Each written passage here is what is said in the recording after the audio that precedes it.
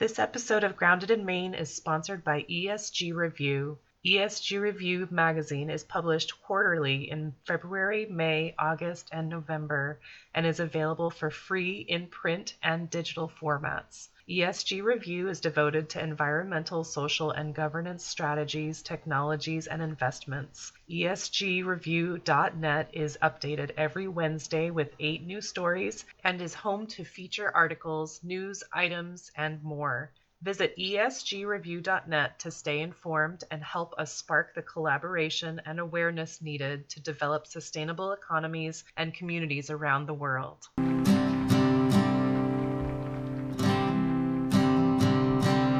There's a place where there's no trouble, no more pain, no more struggle.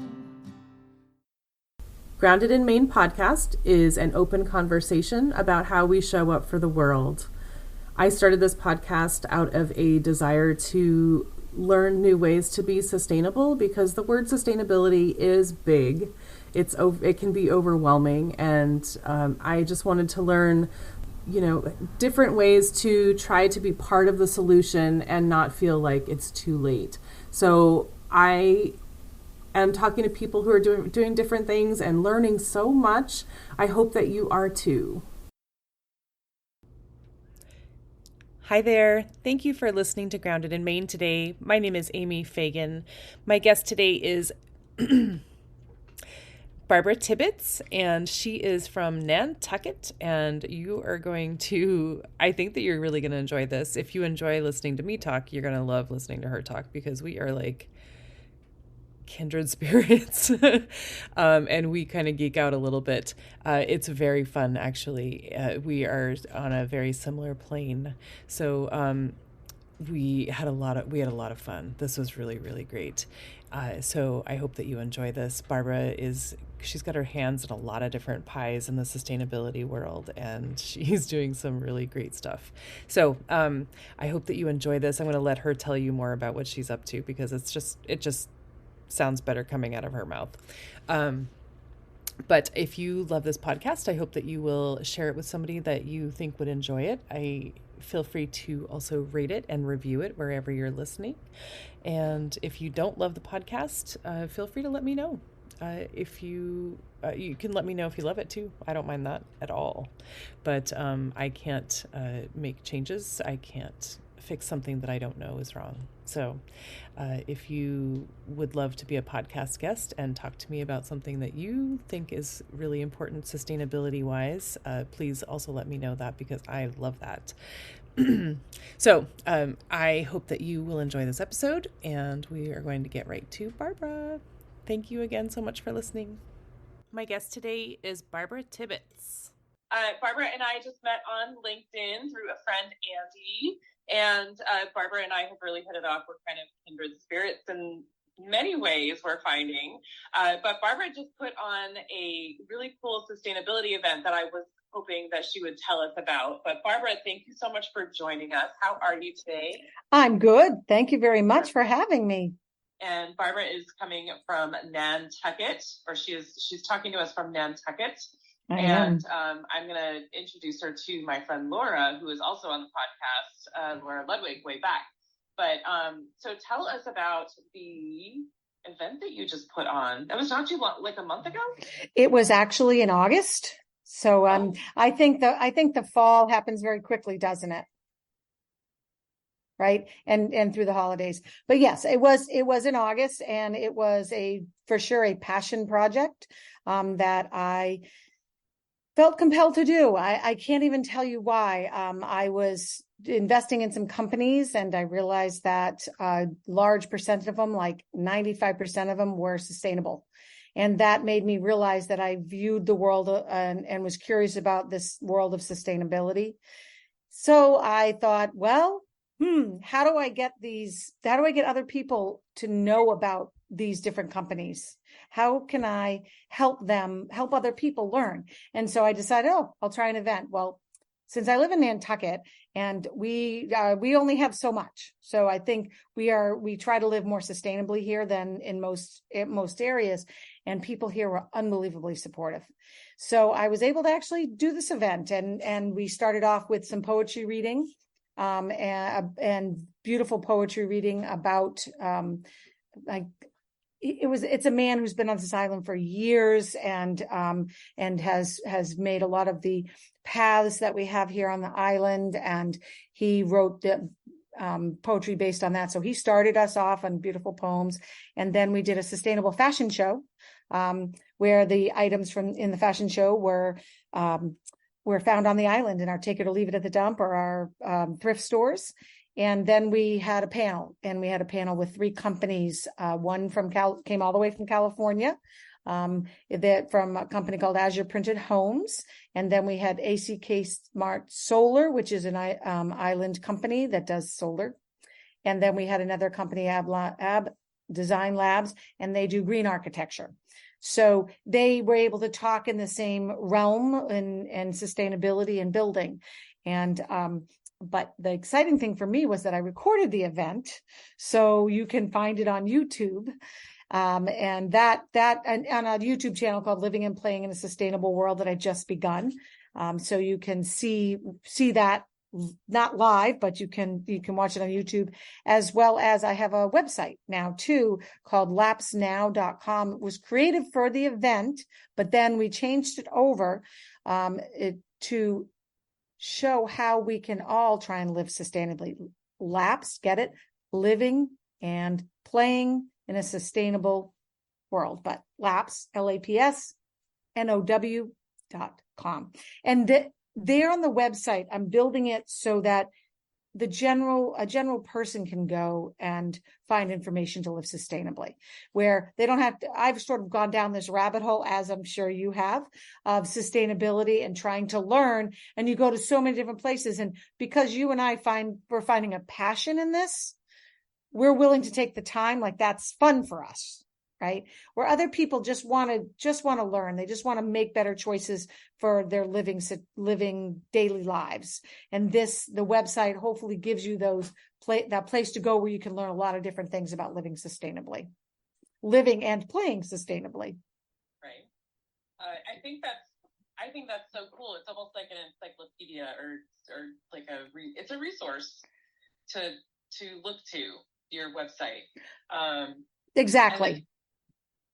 Which you were saying there's not really one place where you can look for sustainability things. I haven't found it. I mean, it's usually a specific, where you go to a website or a source, they're talking about their specific agenda, as opposed to this website, which gives you lots of different choices. Like on there, you'll find choices about makeup, and you'll find choices about clothing, and you'll find, here's an example, like laundry detergent, the big jugs, right? We're trying to get rid of that plastic.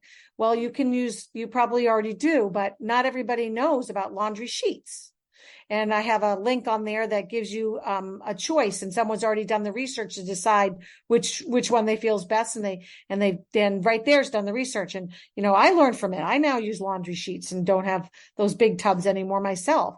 But because I was going down that sustainable road, I found it. I'd much rather people went right in and had a place to go and learn. So that's what I chose to do. That's really cool. And I forget what the brand is that you guys recommend for the sheet. Well, there's actually 5, I think, in the link. So you can choose which one you want to do based on their information. I try really hard not to throw out a brand. Like, I think it's a choice that we all need to make. Like the scent might be something you want, or the chemical that's in it, or whatever. I just want to the website is a place for you to have get information and make your own decisions. Okay. And along with, one of the things that I like to talk about is vinegar and baking soda. And that's a great cleaner, right? An abrasive, a great cleaner. I have to say my sister-in-law taught me that years ago, but also put a little bit of Dawn in vinegar, and you can have a window cleaner. That is great. It really works well. So like things like that are on the website that you can learn by going there and making choices. Yeah, I found the vinegar and baking soda. I use that for to make a paste when around your stove when you get that weird greasy gunk around that stove. It works great on that. Absolutely, I totally agree. Or your oven. You don't need to use that horrible oven cleaner that smells so awful. And I actually had my cleaners one time. They inside the oven, they used it so much that they actually almost started a fire. Like something went wrong in the system. And the self-cleaning gets so hot when they put this stuff in. So I just use baking soda and vinegar now in that oven. I still have it, but I clean it very differently. So yeah. Oh my goodness. That's really cool. I mean, for me personally, I have used the sheets.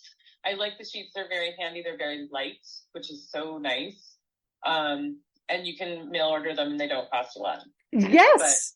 But we have in our town, we have a refill store and I use the refill stuff. So I just bring like a salsa jar and I bring it and I fill it up with my liquid.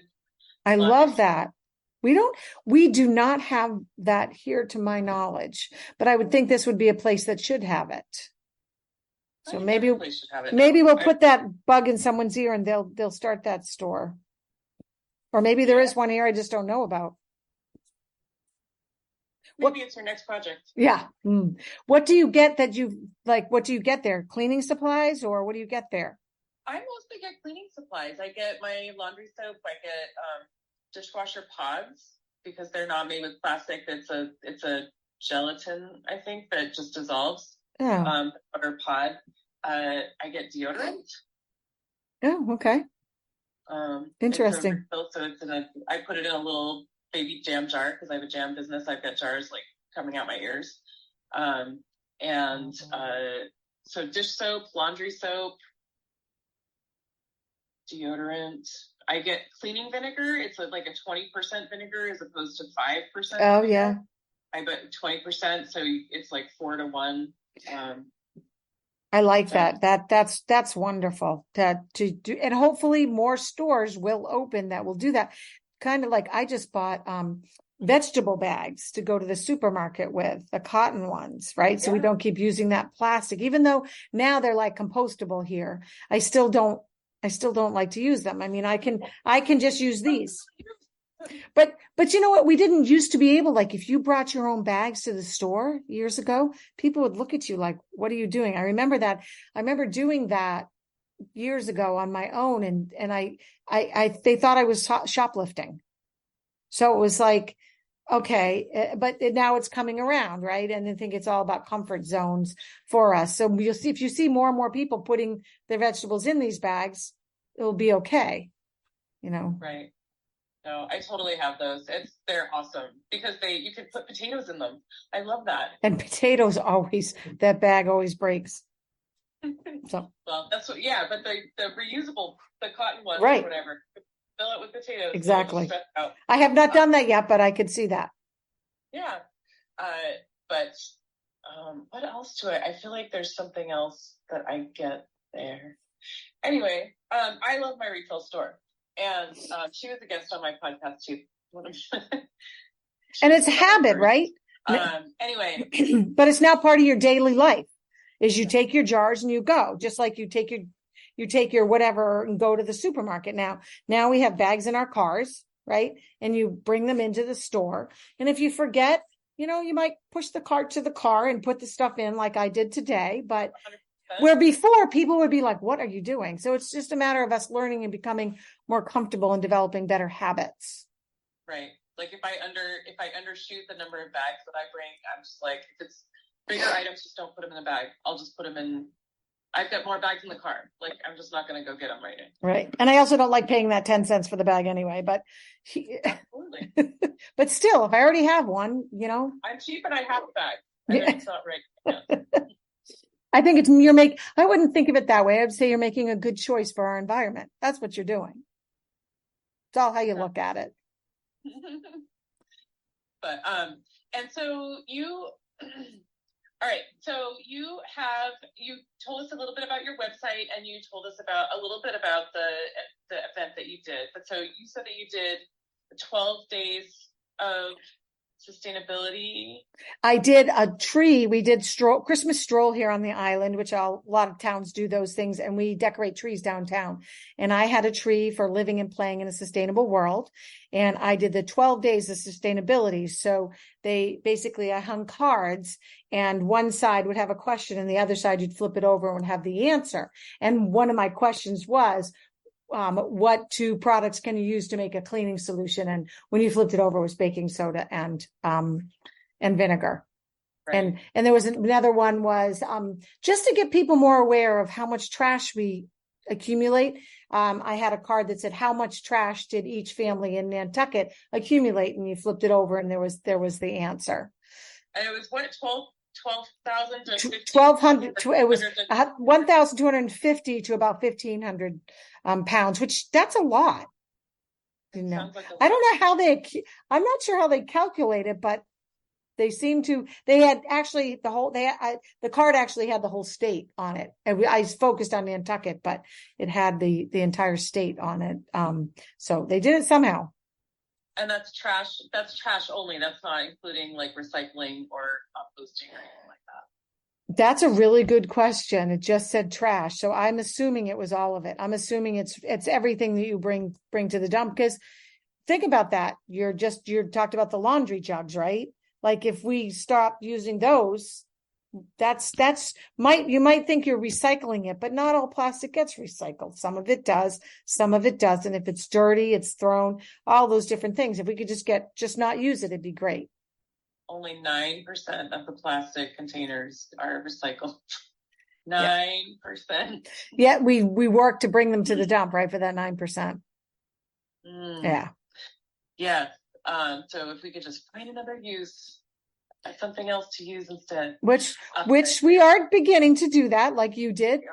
You know, you go and get your jars filled and laundry sheets, and we're learning. And that's the whole point of your podcast, and what I'm doing is so that we can have conversations and we can all learn and make better choices. Like now I'm gonna like look around and see, do we have one of those here on the island? Not that I'm aware of, but doesn't mean it's not here. Yeah. I mean, there should be one. That would be super cool. I mean, that would just make you guys so much cooler. I mean, Nantucket has everything, right? I mean, that's where the celebrities hang out. Yeah, well, it's not all celebrities here. We actually have, unfortunately, a very high homeless population now. You're looking surprised. It's everywhere. We're not exempt from it. We're very fortunate because we live on an island with the ocean on every corner, but we still have the same issues other people do. So I try and focus on the incredible people that live here full time. We have an amazing group of people here. Now, people that come in, I was a summer person for years myself before I lived here full time. So though there are a lot of wonderful people that live here seasonably too. But I haven't met any of the celebrities myself, so I can't. They're here. The president was over Thanksgiving. So, but just recently. Mm-hmm. Yes, he was. Wait, President Biden or mm-hmm. President? Yeah. Yeah, he's come to Nantucket for many, many years for Thanksgiving. So he was here. But like I said, we actually have about 20,000 people who live here full time now. That's a lot. Yep, it is. It's a lot higher than most people think, for sure. Yep. But it's a wonderful place to come. Come say hello. We have a fast ferry that you can get on in Hyannis, and you're here in an hour, because it really is an amazing place, the history here. So hopefully the people here can get the word out about trying to live more sustainably. We can have a voice. Absolutely. My goodness. I'm trying anyway. I'm trying, so we'll see what happens. And based on the goodwill of a lot of people here, I was able to do my event, and I'll be doing another one in September. as well. And I'm getting a great deal of support from the island too. I found out yesterday I'll be getting some funding to do it. So we're making progress. Whatever this thing is I'm doing, and whatever the thing you are doing, we're getting our voice out there. That's so cool. So next year is going to be bigger. I hope so. Funding, my gosh. I mean, you're going to have more people behind you, I'm sure, because it'll be more known. Right. And because I did the recording and people can watch it, they can see that it did actually happen. Right. And there was something to be said. And so something important was said, and the conversations hopefully will go from those recordings. And then we'll do something else, something fun. I'm trying to make the events fun, which is why I did the fashion show, thinking that's fun, right? It was a small part of it, but that we can live sustainably and have fun. So living and playing sustainably, right? Wow, that's so awesome, Barbara. My gosh, that's a big thing to take on. As I'm sure we didn't really know what we were getting into, but we were curious, right? We were curious and wanted to try and learn. And I think you were drawn to doing a podcast and talking to all these people that you're getting so excited about, just like I was getting very excited about learning about sustainability, and I wanted to pass on that knowledge.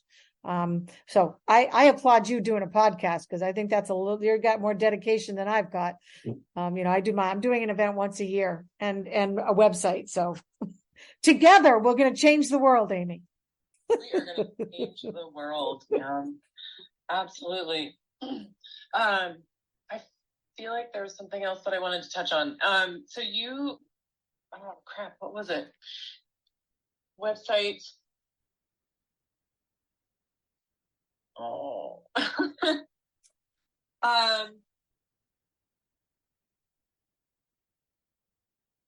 to think what you had on your form. That there was something that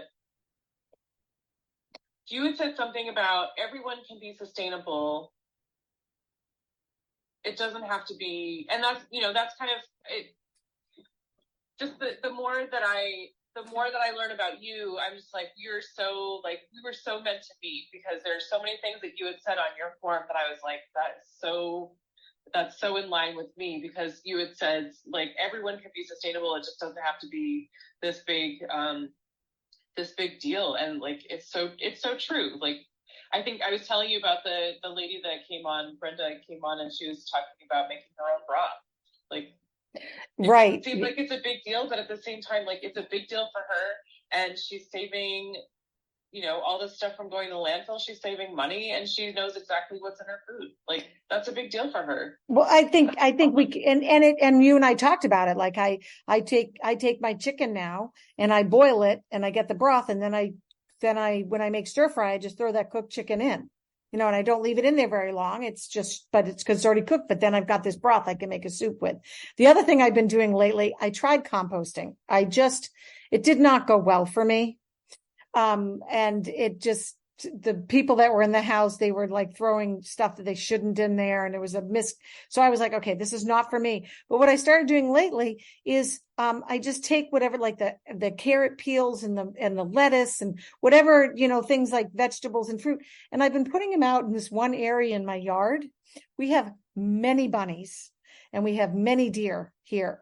And I just put it out in this one place. And I was curious, it's always gone the next day. Like, somebody is coming in the night and eating that. And I feel like that's so much better than leaving it. But I have to think about it, right? When you're preparing your food, you have to take a container and put the stuff in and walk it out. But I found a way that worked for me. Like, composting is not for me, but this is another way that is sustainable, that is working for me. And I think that's why the conversations are important, and why I hope the website will teach those things and make people start thinking that way more, like it's done for me. And this is sort of like a personal journey, I guess, that I'm sharing. Absolutely. Yeah. Absolutely. I mean, there's so much, and I think I was saying it too, like, everyone does things differently, and it's going to work different for everyone. So, like, someone might say, oh, I don't want to make my own broth. Like, I don't have room in my freezer for a bag of scraps or whatever. But then, your idea of putting those scraps outside, and if you've got bunnies and deer and whatever, and then it's getting eaten, like whatever works, right. It's like, oh my gosh, I can totally do that, and I can feed the wildlife. And yeah, exactly. I mean, obviously, we can't do that if you live in the city. You'd have to live in an area where there is grass. But maybe you come up with some other. If you look around your environment, you can make it better. And if we all make small choices and better choices, first of all, physically, because you and I talked about that, right? Like the food that we eat nowadays is not as healthy as it was years ago. And it's showing the health effects in people that are 60 and 70 years old now. But if we can make better choices in the food that we eat and what we do with it, we're going to all be healthier. And I think that's sort of like where I've gotten to. It's about choosing to live a healthier life. Like you don't necessarily have to think about the big picture. You can just think about yourself and your family and your immediate friends and the area that you live in. And then hopefully it catches on and, more and more people start doing that. Right. Yeah. And on the cooking side too, like I attended virtually the Ecology of the Atlantic, which is in Mount Desert Island in Maine. So like Bar Harbor area. Love that area. And there was a professional chef that was talking about cooking and how the fact that people aren't cooking as much is kind of a breakdown of the family. And if people were cooking together or even just cooking and sitting around a table more, then relationships would be a little bit more stable and a little bit more close knit. And so just there's everything is not about food, but at the same time, food is so important. That must have been fascinating, though. I love that. I think that is really important. I think there has been a breakdown in the family and the breakdown in the way we're living. We're the rat race, right? And I think we do have to slow down and really recognize what is in our environment and what is around us. And I was a single mom, raised my children from, I guess, 7, 9, and 14. And my 14-year-old insisted that we have family dinners. Like he's the one who, because everyone's involved in activities and I was driving them, it was just me, but he insisted we have family dinners. And I do think that was very healthy, but it was funny because he was the one who pushed it.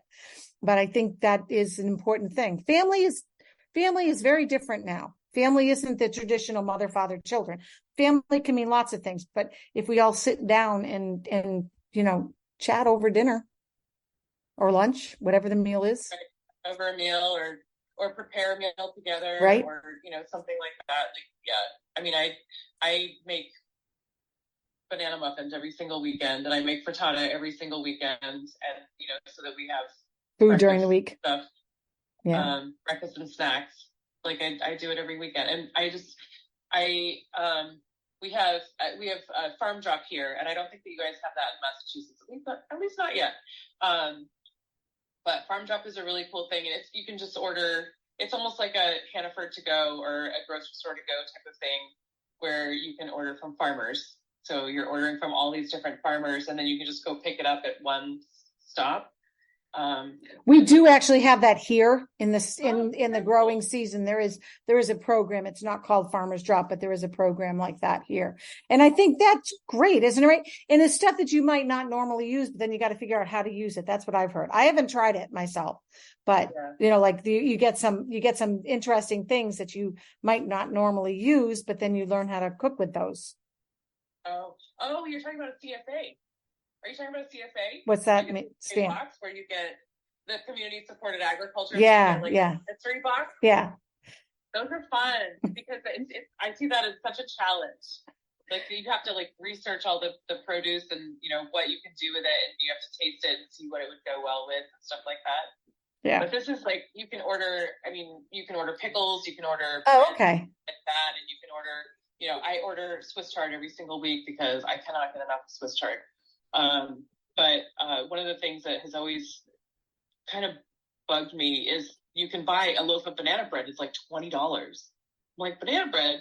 I use my black bananas. black bananas and a stick of, and a third of a stick of butter And there's no packaging yeah, because you make it yourself. Same thing. And I think it tastes so much better. And I guess, but it is a habit you have to develop. Like you just said, on the weekend, this is what I do. Right. And 5 minutes. And it is, but some people don't like to cook. I get that. But if they looked at the fact that there's the packaging, that what you're putting in it, what's in it, it's eggs, and you could make 5 loaves and put them in the freezer. Like they'll last. My kids like chocolate chips in their banana bread. I think it's more of a dessert. It's actually. Yeah, my husband would not have that. I'll like put oats in it, and I'll put, anything but chocolate chips. I mean, that's what made them eat it. So, I put a few chocolate chips in there and it worked. So that's fine with me. That it worked. Yeah. But you're right. There's no packaging and you know exactly what's in there. But yeah, I mean, just for me, it was like $20 for a loaf of banana bread. Are you kidding me? I guess I've never bought banana bread, so I've never looked at that price. I will have to check that out. I do buy muffins from some of our local bakeries, I will admit, because they somehow just taste better. But again, it's not a lot of packaging either in the local bakery, right? Because they made it there, they put it in a bag, and sometimes if I'm just going to eat it, I'm like, don't give me the bag, Yeah. And I know there are health codes and stuff, they have to be careful about what they do, but that's even just going to a bakery is less packaging, right? And supporting local, all of that. But that, again, that's a way to live. Like, it's like we kind of have to just sort of bring ourselves back to that, talk about it and say, wouldn't you prefer a fresh muffin from, the bakery versus, that packaged thing from the supermarket that had to be packaged in order to be shipped, then taken out of that packaging, and then all of that. Exactly. Yeah. Yeah. Or, I've got muffins that just came out of the oven. You want a muffin? Yeah. And not everybody cooks. That's why I say, well, you could go, but going to a bakery would be a more sustainable choice too, than if you don't cook, if you're not a cook. Come to Amy's house. She's always got something. There you go. I'm coming. Last night. I'm coming. I'm coming. But anyway, yeah, I'm a big proponent for cooking at home, and just knowing what's in your food, just paying attention, being mindful of what's in your food. Maybe we can't get away from all of it, but there are some recipes I always like when I'm doing recipes. Some of them don't call for vegetables. They're like, oh, you can put onions and maybe potatoes, and I'm like, what about broccoli or carrots or celery or something like that? And so I'll just add stuff to make it more colorful and just add stuff. Sounds yummy. I just like the colors, man. And carrots go well in everything. I love carrots. So I agree with that. My family laughs because I'm always shredding carrots. And I will say, when you put shredded carrots on lettuce and say you make a big salad and you don't eat it all, it helps it last. I don't know what is in the carrots, but the lettuce stays fresher, I've noticed. So you shred the carrots. So you get the little thingy and you... Yep, shred them. Yep. And I find the salad, I know you work all the time. So you do your baking on the weekend, right? Well, so you could shred your carrots on a weekend and probably have a salad for 2 or 3 days that actually might still taste good. That's the thing. I was amazed that it did. Just a little bit of lettuce and carrots, and then throw in some raisins and whatever when you're ready to eat it. We're all going to learn from each other. Yeah, I did not know that. That's very cool. Anyway, that is a good tip. I appreciate that. So Barbara, when I say the word sustainability, what does that mean to you? I think it means at this point, making better choices for how I live, so that as we go through the future, we have better options for our world and our earth and each other. I guess that's what I think about sustainability. Think about it as making better choices. I'm down with that. I like that. Very cool. And was there any more of a message that you wanted to share? I think I guess my message that I would like to get out there is needs to be a part of our daily life and a part of our daily thoughts. We need to live and play sustainably. It's everywhere. And we all need to start thinking about it and making it habits. We have good habits and bad habits. Let's make some better habits. I like that. And I love that you incorporate play into that. I mean, for me, it's all fun. I don't get a lot of work out of what I'm doing in the sustainability world, but I'm sure some people see it as like tedious or something. But I think when you add the word play to it, it just makes it feel lighter. And I like that. But I know what you're thinking. You're thinking, the things that you're doing for fun.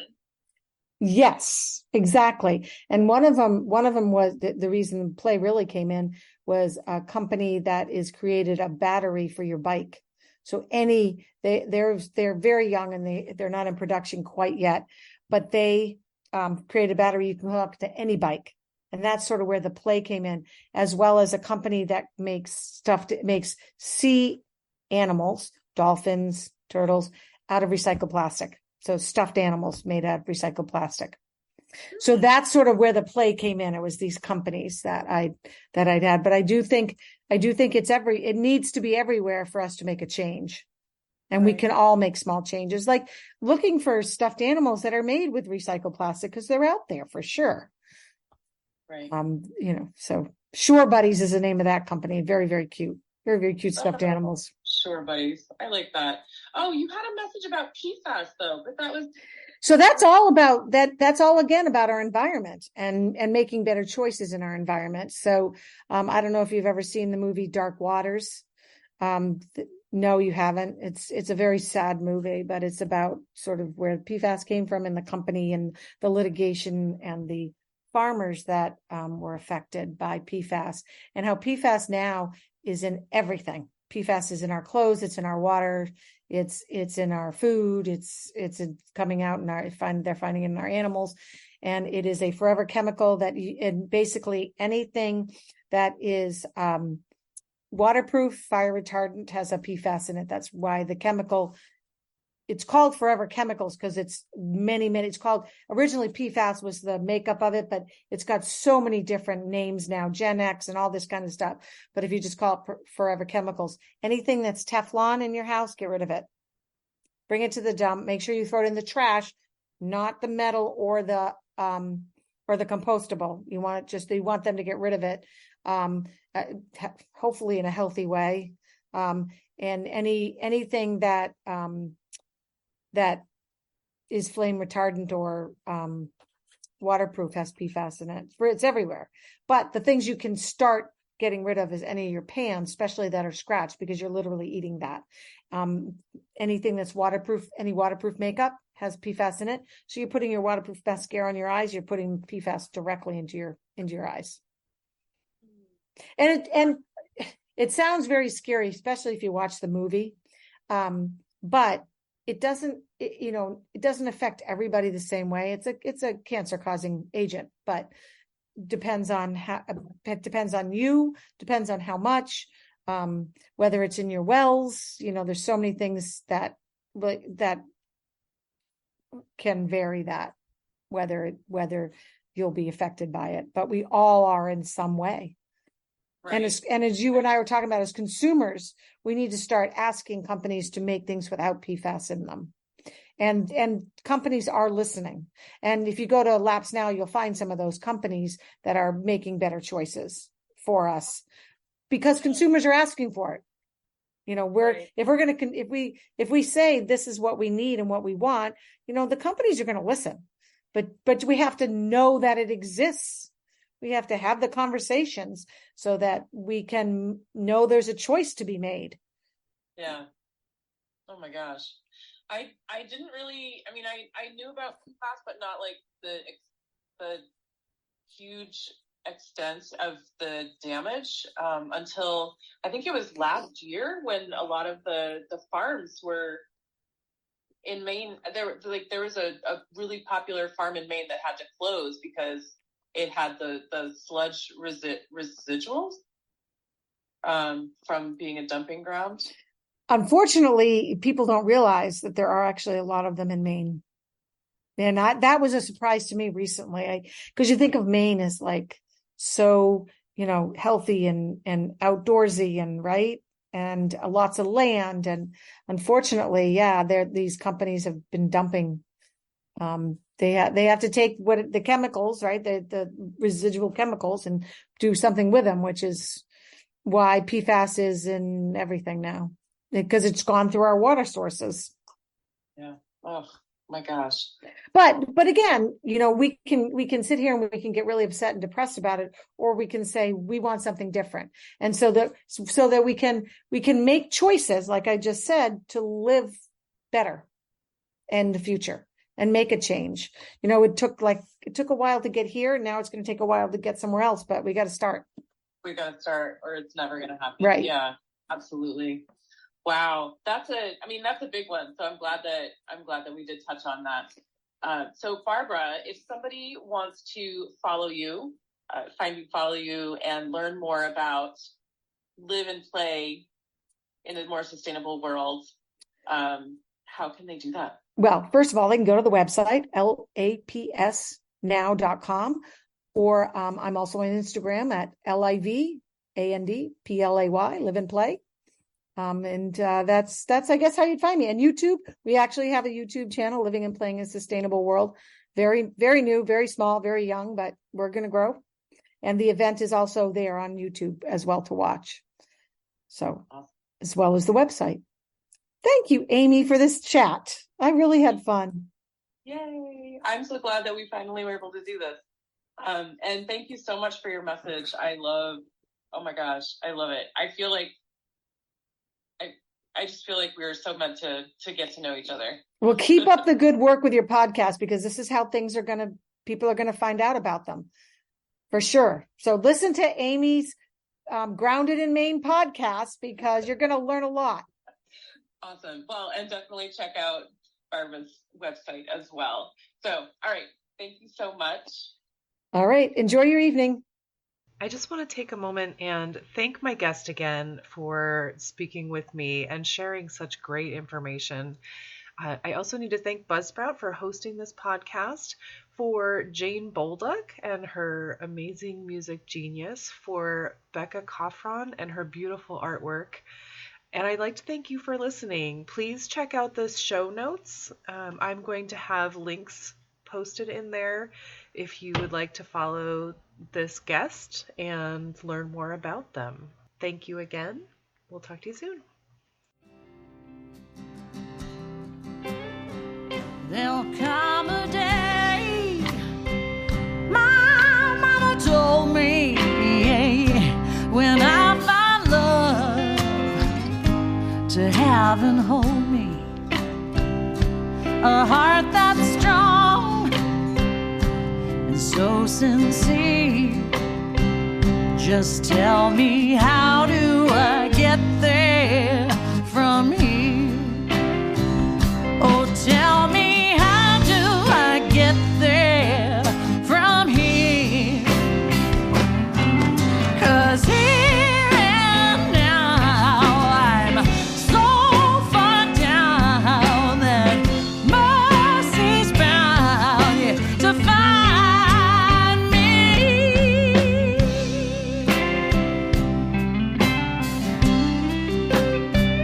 We'll find a way to soothe the sickness. We'll heal the age with sweet forgiveness. Wages of war will disappear. Just tell me, how do I get there from here? I wonder, how do I get there from here? Yeah, 'cause here and now